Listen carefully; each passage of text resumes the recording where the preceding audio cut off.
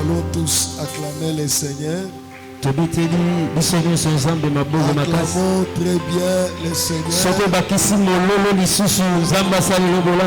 Il est digne de recevoir nos acclamations. Gloire soit rendue à notre Dieu.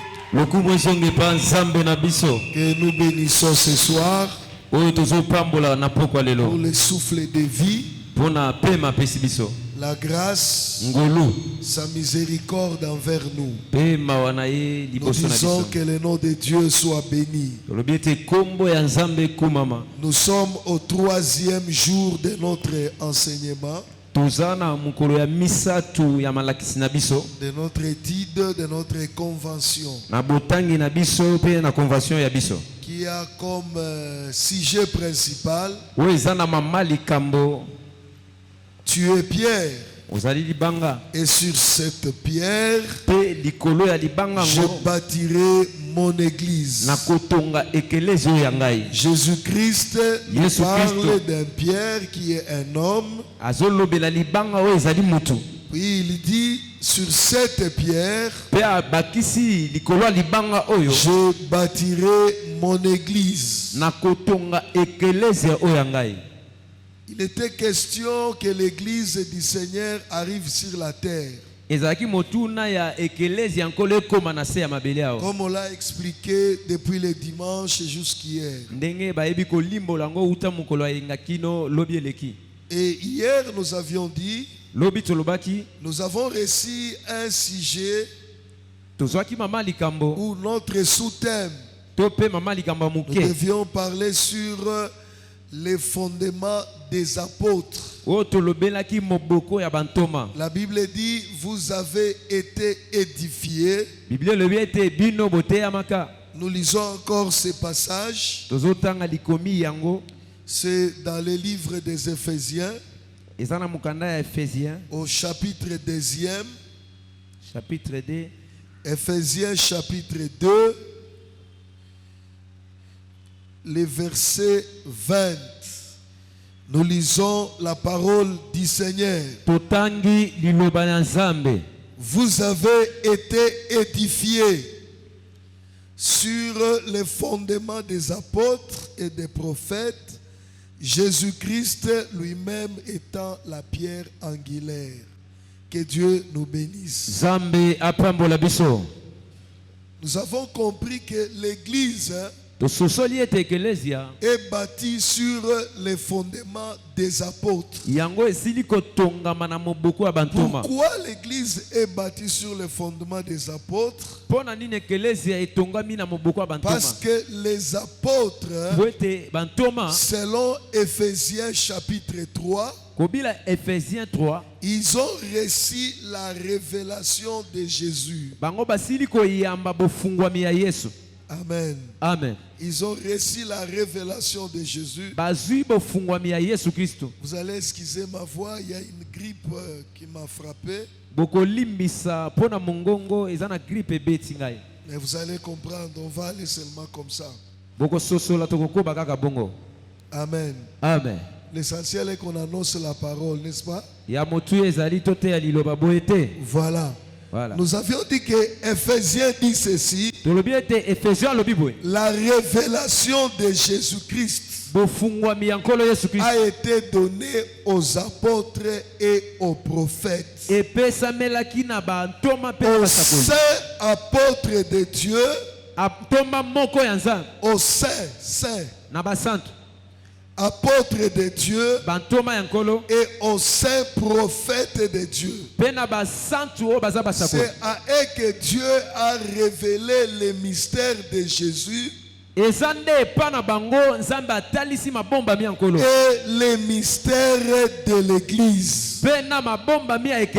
Si nous voulons comprendre Jésus, nous devons consulter les apôtres. Et la Bible dit: nous sommes fondés, édifiés, instruits sur les fondements des apôtres. Cela veut dire les apôtres ont posé un fondement. Nous ne devons pas aller loin de ces fondements. Tout ce que nous devons faire, ça doit se faire autour du fondement que les apôtres ont posé. Celui qui va en dehors du fondement posé par les apôtres, il n'est plus notre frère, il n'est plus notre ami, parce que nous sommes fondés, nous sommes édifiés sur le fondement des apôtres. Vous savez, quand on construit une maison, la maison, on ne la commence pas par la toiture, non. On ne commence pas la maison en élevant les murs, non. Mais une maison, elle commence par quoi? Elle commence d'abord, vous allez faire la fondation. Vous allez faire d'abord la fondation. Après avoir fait la fondation, maintenant vous mettez les fondements. La fondation, c'est le trou là qu'on creuse. C'est le trou là qu'on est en train de creuser. Et maintenant, dans ce trou là, vous allez poser des pierres. Vous mettez des pierres. Et c'est sur cette pierre que tu vas maintenant construire la maison. Maintenant, ces rocs là, ces pierres qu'on a mis dans cette fondation, ça s'appelle les fondements. Et la Bible dit ceci: nous nous sommes édifiés par les fondements des apôtres, Jésus-Christ étant la pierre de l'angle. C'est-à-dire, quand les apôtres étaient en train de poser les fondements, la pierre de l'angle, la pierre qui se trouve au coin là-bas, la Bible nous dit, c'est cette pierre-là qui est le Seigneur Jésus-Christ. Qu'est-ce que cette pierre représente? La pierre angulaire. C'est la pierre qui soutient toute la maison. Cette pierre qui se trouve au coin là-bas, elle a trois rôles à jouer. Sur cette pierre, il y a un mur qui viendra du côté gauche, et il y a un autre mur qui viendra du côté droit. Mais ce n'est pas la fin. Pour soutenir ce qui est en haut, on doit élever maintenant des colonnes. C'est-à-dire, la pierre angulaire, elle a trois choses. Elle fait un travail qui va vers le gauche. Cette même pierre-là, elle soutient le gauche, elle soutient le droit, et cette même pierre est élevée. C'est-à-dire, la pierre angulaire, elle a trois définitions. Elle a trois choses principales que l'Église doit savoir. Alors, cette pierre est appelée Jésus. La Bible dit c'est lui la pierre de l'angle. C'est pour dire ceci: connaître Jésus, il faut connaître trois choses en lui. Il faut connaître trois choses. L'Église est fondée, est bâtie sur le fondement des apôtres, en se basant sur trois choses. Cela veut dire quoi? Lorsqu'on parle de Jésus, lorsqu'on nous enseigne Jésus, Jésus, lorsqu'on nous explique Jésus, il faut qu'on nous explique ces trois choses qui constituent la personne de Jésus. En Jésus, il y a premièrement sa personne. Tu ne peux pas dire que tu connais Jésus si tu n'as pas la connaissance de sa personne. Il faut d'abord le reconnaître. Il faut connaître qu'en Jésus, comme fondement de l'église, comme nous sommes là, nous sommes fondés sur Jésus. C'est lui notre fondement. L'église n'est pas bâtie sur un homme, n'est pas bâtie sur les os d'un homme, mais l'église est bâtie sur la personne de Jésus. Alors Jésus étant la pierre de l'angle, il présente trois choses. Il y a d'abord sa personne. Tu ne peux pas dire je connais Jésus si tu ne connais pas sa personne. On commence d'abord à connaître sa personne. Amen. Amen. Le fondement de l'église, c'est le Seigneur Jésus. Jésus, c'est d'abord sa personne. Qui est Jésus? Jésus est le Fils de Dieu qui est venu dans ce monde pour apporter le salut de l'humanité. C'est le Fils de Dieu qui est venu dans ce monde pour apporter le salut de l'humanité. Or, je vous avais dit autrefois, celui qu'on appelle le Fils, cela veut dire il est le Père. On ne peut pas dire seulement qu'il est le Fils, il est aussi le Père. Voilà pourquoi nous on ne prêche pas qu'il y a existence de trois dieux. Nous croyons à l'existence d'un seul Dieu. Nous avons un seul Dieu que nous adorons et nous reconnaissons. Adorer 3, 4, 5 dieux, cela veut dire nous sommes devenus des idolâtres de plusieurs divinités. Jésus est le Fils de Dieu, mais il n'est pas seulement Fils de Dieu, il est aussi Dieu. La Bible dit il est le Dieu véritable. Un jour, pendant qu'il cherchait ses disciples, il a croisé un homme qui s'appelait Philippe.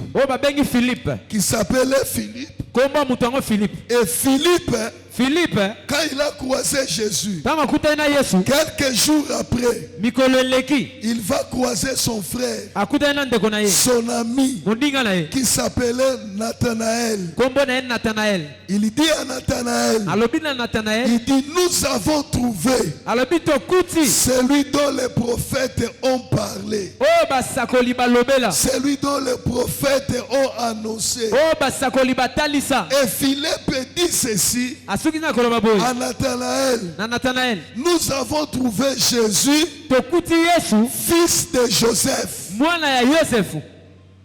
Nous avons trouvé Jésus, celui dont les prophètes ont parlé, fils de Joseph. Il dit ça à son frère Nathanaël.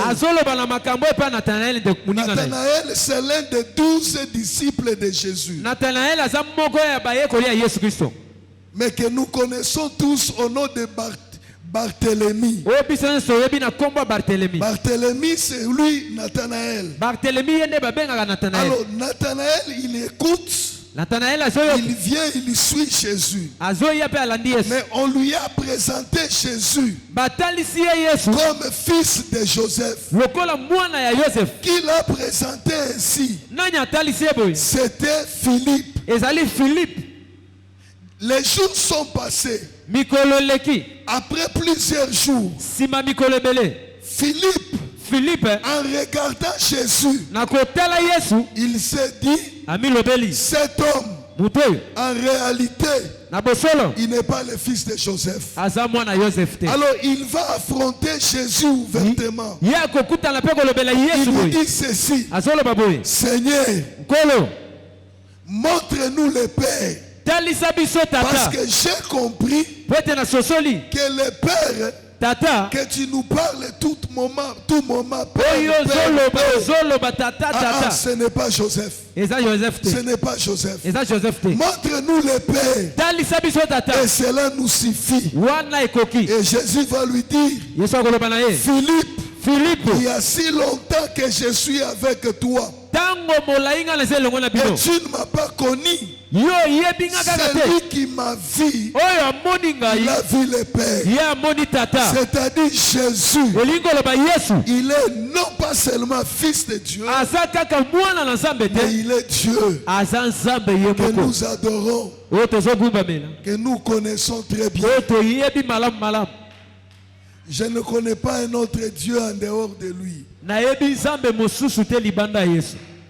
Alors si tu dis que tu es bâti sur Jésus comme fondement, tu dois d'abord parler de sa personne. Deuxièmement, ce qui concerne Jésus, il y a aussi son œuvre. On ne peut pas parler de Jésus si on ne parle pas de son œuvre. Si on ne parle pas de son œuvre, on peut parler de sa personne. Mais si on ne parle pas de son œuvre, la présence de Jésus sur la terre n'a pas d'importance. L'œuvre de Jésus, ça se résume à la croix. Écoutez, mes chers frères et sœurs, ta vie, David, n'a pas de choses. Elle a seulement la croix. C'est sur la croix que toute ta vie est définie. C'est sur la croix, à cause de l'œuvre de la croix, que tu es béni, que tu es élevé, que tu vas entrer au ciel. À cause de l'œuvre de la croix, que tout ce dont tu as besoin dans la vie, tu les trouves. Parce qu'il y a quelqu'un qui est venu, qui est mort à la croix. Si nous parlons de l'église, c'est à partir de la croix. Hier, je vous ai dit, l'église n'est pas née le jour où Jésus a annoncé que je bâtirai mon église. Mais l'église est née à la croix. La Bible dit, comme le premier Adam, Dieu le fit tomber dans le profond sommeil. Et de là, il enleva une de ses côtes. Et il forma sa femme. Et même aussi, le dernier Adam, qui est Jésus, pour avoir sa femme, son épouse, qui est l'église, Dieu l'a fait tomber profondément dans le sommeil. C'était à la croix. Et on l'a percé aussi les côtes. Mais pour lui, c'est l'eau et le sang qui sont sortis. Voilà pourquoi l'église, c'est le sang précieux de Jésus. C'est le sang précieux de Jésus. C'est ce jour-là, à cause de l'œuvre de la croix. Si aujourd'hui, nous avons le pouvoir sur les démons, les puissances des mal, c'est à cause de l'œuvre de la croix. Parce que la croix a existé. Et que Jésus a dit, après avoir vaincu à la croix, il est ressuscité des morts. Il a dit, tout pouvoir, tout pouvoir. Donc, avant la croix, Jésus n'avait pas tous les pouvoirs. Mais après, il a tous les pouvoirs. Voilà pourquoi il est allé écraser la tête du serpent. Et il lui a ravi tous les pouvoirs. L'œuvre de Jésus. La troisième chose, quand on parle du fondement de l'église, aujourd'hui, les apôtres ne sont pas là. La Bible nous dit la révélation de Jésus a été donnée aux saints apôtres et prophètes. Que les apôtres d'aujourd'hui me pardonnent. Et les prophètes d'aujourd'hui. Ici la Bible nous dit la révélation a été donnée aux saints apôtres de Jésus. Les saints apôtres de Jésus que la Bible nous parle là, ce sont les apôtres qui ont marché avec Jésus. Ce sont les 12 qui ont marché avec Jésus. Cela veut dire quoi? Et nos apôtres d'aujourd'hui, ils ne doivent que marcher sur les traces que les 12 ont laissées. Quelqu'un ne peut pas dire je suis apôtre comme mon frère ami Jonathan. Il s'appelle apôtre, confirmé apôtre. Aujourd'hui il entre à l'église, il nous dit moi je suis apôtre. Comme je suis apôtre, je vais vous enseigner tout ce que je vous dirai. C'est ça le fondement. Non, il faut que ce que tu vas enseigner, que ça soit conforme à ce que les 12 ont laissé. Ce n'est pas parce que tu es apôtre. Parce qu'il y a des gens qui disent non, moi je suis apôtre. Comme je suis apôtre, ce que je dis, c'est ça le fondement. Les 12 qui nous ont enseigné, qui ont reçu la révélation de Jésus. Il y a l'un d'entre eux qui était mort, qui s'est tué. C'était qui? C'était Judas. Après Judas, les apôtres ont fait quoi? Ils ont choisi un autre apôtre pour qu'il soit au nombre de 12. Amen. Parce qu'il fallait que le chiffre 12 soit là. Mais malheureusement, le 12e apôtre qu'eux ont choisi, on n'a jamais entendu parler de lui. Et il n'a rien fait dans la Bible. Pourquoi? Parce que lui n'est pas parmi les 16 apôtres de Dieu qui ont reçu la révélation de Christ. Écoutez, les 12, c'est lui qui les avait choisis. C'était le Seigneur Jésus. La Bible dit toute la nuit il a prié. Il a prié toute la nuit pour que le matin il choisisse ses disciples. Et il a choisi 12. Ce qui est grave, malgré la prière de Jésus de toute la nuit, parmi les 12, il y avait un Judas. C'est un autre enseignement. Mais Judas est parti. Écoutez, les apôtres ont choisi un 12e. Leur erreur c'est quoi? Et ils ont fait ça avant que le Saint-Esprit ne descende sur eux. Ce n'était pas à eux de choisir l'apôtre mais c'était à Dieu lui-même de choisir les remplaçants de Judas. C'est comme ça que Dieu est allé choisir l'apôtre Paul.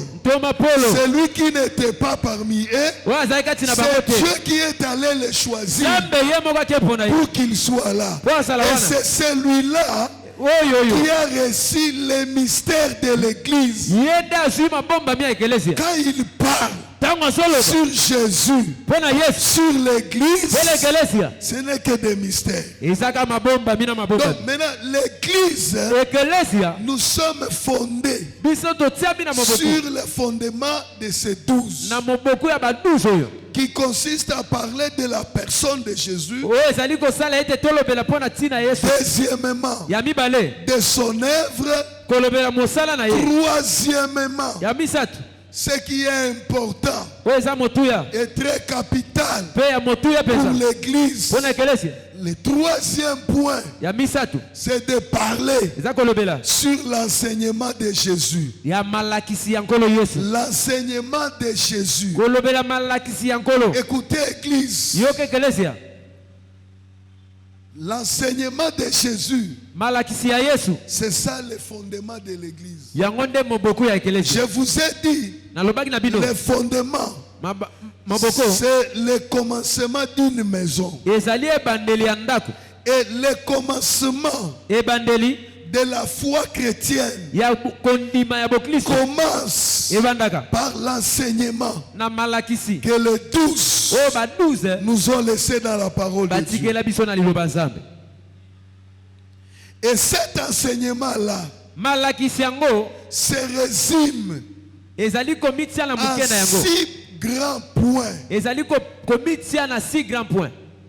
Il y a 6 grands éléments qui constituent la doctrine de Christ.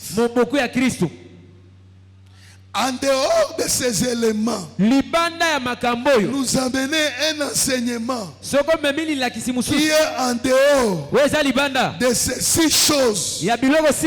Frère, on n'est plus des frères. Écoutez-moi bien. Il y a des choses dans la parole de Dieu. Pardonnez-moi de vous le dire. Il y a des choses dans la parole de Dieu qui peuvent être objets d'un débat. Vous me comprenez? Qui sont objets d'un débat. On peut débattre tout autour de ces choses-là. Mais il y a certaines choses, certains éléments, les 6 éléments, ce n'est pas objet d'un débat. Si tu veux nous amener un débat dans ces 6 éléments, tu n'es plus notre frère. Amen. Amen. Mais certaines choses, on peut débattre sur ça. Je donne un exemple. Permettez-moi de le dire, ne me lapidez pas. Nous pouvons faire un débat tout autour. Par exemple, quand je parle de la femme, on peut faire un débat. Est-ce que la femme, elle peut porter un pantalon ou non? On peut faire un débat là-dessus. Et quand on trouve une conclusion, on peut marcher ensemble. On peut faire des débats tout autour de ces choses-là. Bon, quelqu'un peut parler. Oui, elle ne peut pas, c'est un péché. Il n'y a pas de problème. Quelqu'un d'autre peut dire, je vous ai dit pardonnez-moi. Quelqu'un d'autre peut dire, non, ce n'est pas un péché. Est-ce que tu as une preuve biblique? La Bible dit, cite le mot pantalon. On peut débattre sur cela. C'est tout à fait normal. Mais les 6 éléments de la parole de Christ, il n'y a pas de débat sur ça. Celui qui nous amène les débats dans ces choses, nous devons les lapider. nous devons l'excommunier. Parmi ces 6 éléments, il y a un élément, je vais vous expliquer ça. Mais je prends seulement cet exemple. L'apôtre Paul, il était en train de prêcher sur la résurrection des morts. Parce que la résurrection des morts fait partie des éléments du fondement de l'église. Il était en train de prêcher sur ça pour montrer que nous attendons l'enlèvement. Nous attendons la résurrection des morts. Au même moment que Paul prêchait sur la résurrection des morts, il y avait quelqu'un d'autre parmi les apôtres, les disciples de Jésus. Lui, il prêchait. Il disait que la résurrection des morts que Paul vous enseigne, elle est déjà venue. C'est déjà passé. Alors il a mis les gens dans la confusion. Et la Bible dit, Paul s'est levé et il a livré ses 2 frères au diable. Pourquoi? Parce qu'il voulait tordre l'essence de l'écriture en négligeant les 6 éléments fondamentaux de la parole de Dieu. Amen. Amen. La Bible dit, là où nous sommes arrivés, marchons ensemble. C'est ce que je venais de vous dire. Nous pouvons faire certains débats. On fait un débat sur ce point, sur ceci ou cela. Mais si je vois que mon frère, parce que tu risques d'appeler les gens qui sont dans l'église de Satan, parce qu'ils ne confessent pas quelque chose que toi tu crois, mais qui n'est pas le fondement de la parole de Dieu. Mais si tu vois dans ton frère, confesse les 6 éléments de la parole de Dieu, il est ton frère. Mais celui qui ne confesse pas ça, il n'est pas mon frère. Lisons Hébreux. Hébreux chapitre 6. Hébreux chapitre 6. On nous lit Hébreux chapitre 6. Hébreux 6. On commence par le premier verset. Premier verset. Et puis on va descendre jusqu'au 2e verset. Nous lisons au nom de Jésus. C'est pourquoi, laissant les éléments de la parole de Christ. Écoutez, on dit quoi? Laissant quoi? Les éléments de la parole de Christ. Hein? Tendant à ce qui est parfait. Sans faire quoi? Sans poser de nouveau les fondements du renoncement. C'est-à-dire la parole de Christ, où nous sommes fondés, les fondements sur lesquels nous sommes posés, où nous ne devons pas renier. Mais sur ces éléments-là, c'est là où nous sommes assis. Ce sont les éléments que la parole de Dieu nous enseigne ici. C'est ça la doctrine véritable de l'église. Celui qui est en dehors de ces choses, il est loin de la doctrine de Christ. C'est ça la doctrine qui fait le fondement de l'église de Jésus. Qu'est-ce qu'il dit?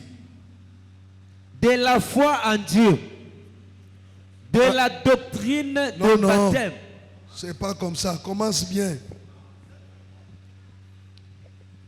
Sans poser de nouveau les fondements du renoncement aux œuvres mortes. Premier élément de la parole de Christ. Écoutez. Yoka. Tout celui qui s'appelle notre frère, enfant de Dieu, il n'est pas entré dans ces choses, sur cette chaise-là, s'il n'a pas encore commencé sa vie dans le Seigneur Jésus, en commençant par le renoncement des œuvres mortes. La foi chrétienne, elle commence par là. Je ne peux pas dire que je suis dans l'église, j'ai connu le Seigneur, j'ai pris Dieu, je suis devenu serviteur de Dieu. Si je n'ai pas commencé ma vie par le renoncement des œuvres mortes, c'est le premier enseignement que nous avons tous réussi. Pour suivre Jésus, nous devons d'abord renoncer au mal, faire abandon au mal. C'est là que ça ouvre la porte. Notre doctrine en nous ne consiste pas à dire je commence à suivre, je me convertirai après. La foi chrétienne commence d'abord par la conversion. Si tu n'es pas encore